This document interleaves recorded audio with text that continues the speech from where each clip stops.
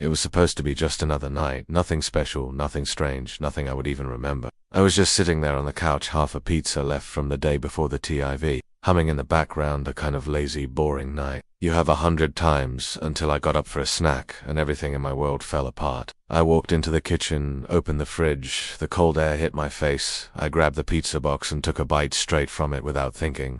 But as I turned toward the living room, I froze. My blood went dead cold because sitting right there on my couch was a husky, a massive one, thick gray and white fur, huge. Paws, sharp eyes, locked onto mine. I stopped breathing. I never heard a bark, no footsteps, no door opening, and I sure as hell never owned a dog. I just stood there stuck.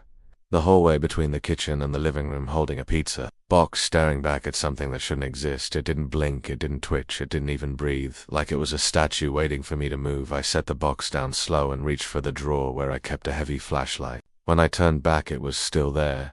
But now it was sitting more upright too, straight. Its posture looked wrong, like a dog trying to sit like a person and failing. I told myself maybe it had got in somehow, maybe I left a door unlocked. But I lock everything, always no broken. Windows no, open doors, nothing. It couldn't have come in, unless it had always been there waiting, and I just never saw it. My heart started punching against my ribs. I stepped into the living room with the flashlight shaking in my hand, and the moment I got close, it stood up, not fast, not aggressive, just smooth. Too smooth it stepped off the couch, like it already knew I wouldn't be quick enough to do anything, and without a sound it bolted toward me. I threw the flashlight and dodged left. It crashed into the side table and shattered it like it was nothing. The noise exploded through the house. I ran down the hallway, slammed my bedroom door, locked it tight. And then I heard it breathing on the other side, deep, ragged breath like something wearing skin that didn't fit it, scratched at the door, slow, long drags, like it was reminding me it wasn't going anywhere, and then nothing. I grabbed the baseball bat from under my bed, the one I hadn't touched in years. Weighted eyes on the door, I listened as it started scratching again. But this time it wasn't random. It was patterns testing, the frame tapping, the handle moving slow, like it was thinking, like it understood locks, like it knew how to open them. Then silence that stretched on forever. I opened the window to escape and froze the nails I had pulled out last spring, were hammered back in, bent and crooked from the outside, every single one. I turned around and the door was open. It hadn't creaked, I hadn't heard the lock turn, it was just open the hallway behind. It was black, I couldn't see anything. I lifted the bat, inching forward, waiting for it to charge, but nothing happened until the light flickered and died. Something was in the room with me. I swung behind me, hit something solid. It made a sound like a man choking on broken glass. A sound wasn't right. I spun and caught a glimpse of it crawling on the wall upside down, its spine twisting wrong, its dog face unchanged, but its body tearing itself into something else, something that didn't belong. Fridge wide open, pizza, gone claw, marks dug into the tiles, cabinet doors hanging off. I grabbed a knife, a real one, thick, heavy, meant for cutting frozen meat, and then I heard it dragging across the ceiling, slow scraping bone on drywall. I ducked under the table, knife tight in my fist. Something thumped above me again and again, and then it dropped straight down in the hallway this time. I saw it all long, limbs too, long skin stretched thin. It had a dog's face, but everything else was broken. It twitched, like it didn't know how to move inside the skin it wore. It snapped its legs forward and backward, each crack sounding louder than the last. It saw me crouched under the table and walked slow, dragging hands along the floor. I bolted behind me. It scrambled after me, spider-like limbs slapping the ground in jerks. It swiped at my legs, slicing the denim, grazing my skin. I nearly hit the floor. I didn't hide, I ran, I threw the knife. It stuck in its side for a heartbeat and did nothing. I grabbed a cast iron skillet and swung with everything I had cracked into its shoulder bone, snapped loud. I backed toward the door, and it lunged. But I fell into the yard, grass, dirt, blood in my mouth. I didn't stop. I ran barefoot into the night until I couldn't breathe. The cops didn't believe a word. I said, of course, no signs of forced entry, no blood, no prints. They said I must have imagined it or had a seizure.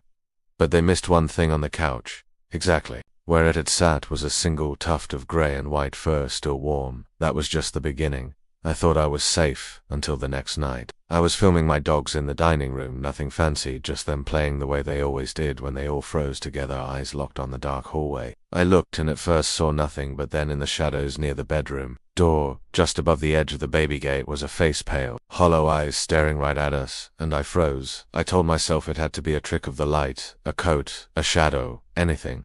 But it blinked, slow, deliberate, human eyes. I stood up, grabbed a chair, held it like a weapon, and said, "If you don't leave, I'll let the dogs loose."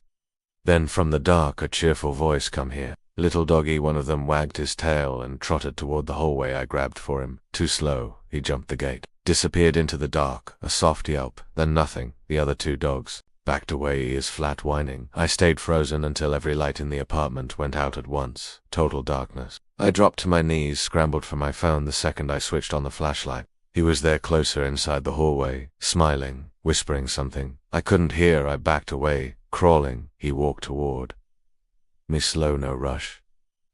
Like he knew I couldn't escape. The dogs growled but didn't charge.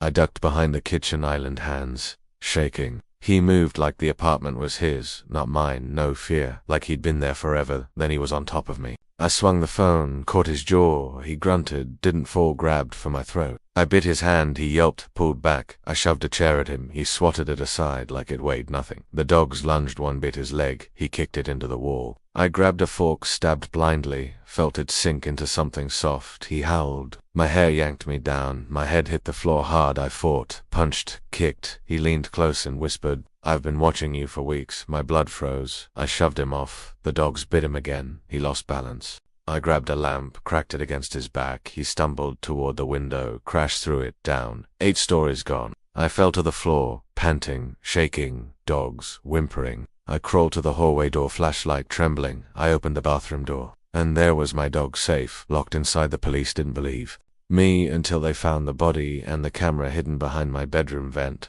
I moved out a week later, 3rd floor, new place, bars on every window. The dogs sleep by the door now, and I keep the baby gate, not for them, but because if they ever freeze again, stare into the hallway like that night, I'll be ready. Thought it was over. I thought moving would save me. I thought getting away would mean I could breathe again, but I was wrong because the nightmares didn't stop and neither did the signs. When I signed the lease on the new place, I didn't ask questions. I didn't care that it was old and smelled like cleaning chemicals, or that the windows were stuck, or that the heater barely worked. I just wanted somewhere new, somewhere safe. I moved in with my puppy Luna. She was small and nervous, but I needed her more than I realized. She followed me everywhere, cried if I left the room. She was my second heartbeat. The first few days were quiet, normal, almost enough to make me believe the horror was behind me.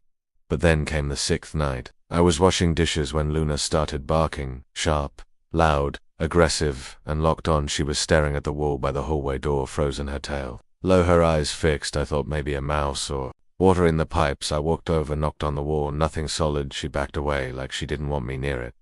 And that was the first time I felt that sharp pinch of fear in my gut.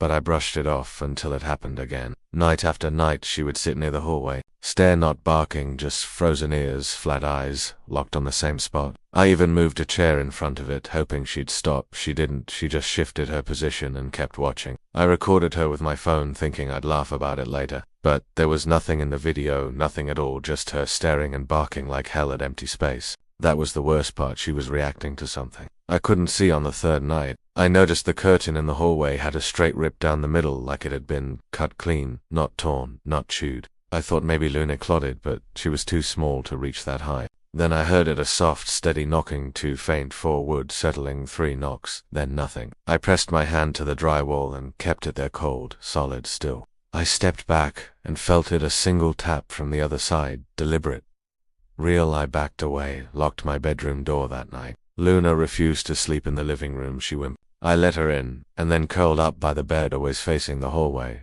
And on the 7th night at exactly 309 a.m., the hallway light started flickering. I hadn't turned it on, it just pulsed on and off, dead silent, except for Luna shaking under the bed. Then came the 3 knocks, louder this time, not from the wall, from my bedroom door. I froze, stared at the handle, waiting for it to turn. It didn't, but something scraped down the wood, slow, long, like nails dragging. Then silence. I stayed like that until sunrise, when I finally opened the door. No marks, no footprints, but the picture frame on the hallway wall was flipped upside down, and nothing else in the apartment was touched. That afternoon I found 3 scratches down my arm, evenly spaced like fingers. I didn't remember getting them, but they stung in the shower that night. Luna didn't bark. She hid, wedged between the couch and the wall, refusing to come out. I set my phone to record again at 3:15 a.m. The curtain in the hallway lifted, like someone was holding it, stayed there, then dropped. No wind, no draft, window shut. I bought real cameras, motion sensors, night vision. I didn't tell anyone. I didn't want advice or comfort.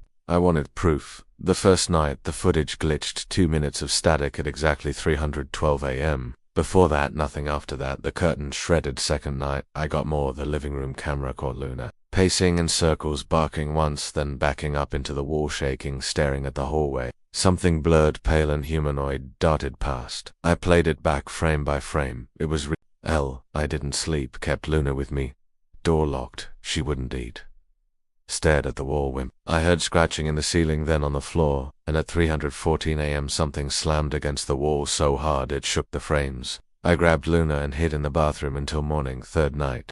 I watched the camera feeds live. I sat in the kitchen with Luna under my chair, everything quiet until 3:11 a.m. Motion triggered in the hallway at first. Nothing. Then from the left side of the frame, something crawled out of the wall. It didn't open anything, didn't break anything, just slid through like the drywall wasn't there. Tall, hunched arms dragging behind translucent skin, no face, just smooth, pale skin, with deep hollow sockets where eyes should have been. Stood straight, turned its head and stared into the camera, not the lens, at me through the feed. I froze. Something creaked in the hallway in real life. I slammed the laptop shut, grabbed Luna. She barked, sharp, high, and terrified.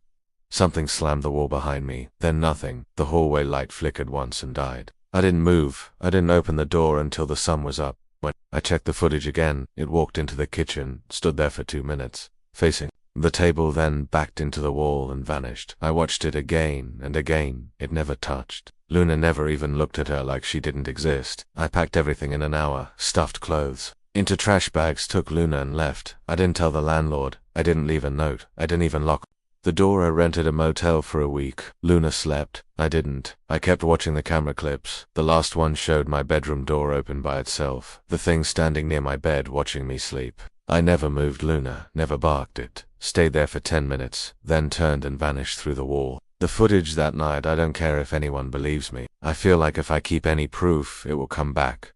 We live in a new place now, small apartment. No hallways, no curtains, no shadows. Luna eats, plays, sleeps near the door. I still wake up every night at 3:12 a.m. I don't know why. I check every wall. I leave every light on. I keep my phone on video mode. But I never press record. I don't want proof. I just want to breathe. Some nights Luna growls in her sleep. When she does, I sit awake until sunrise. I don't move. I don't blink. I just stare at the wall waiting. And this is Nightmare Vault.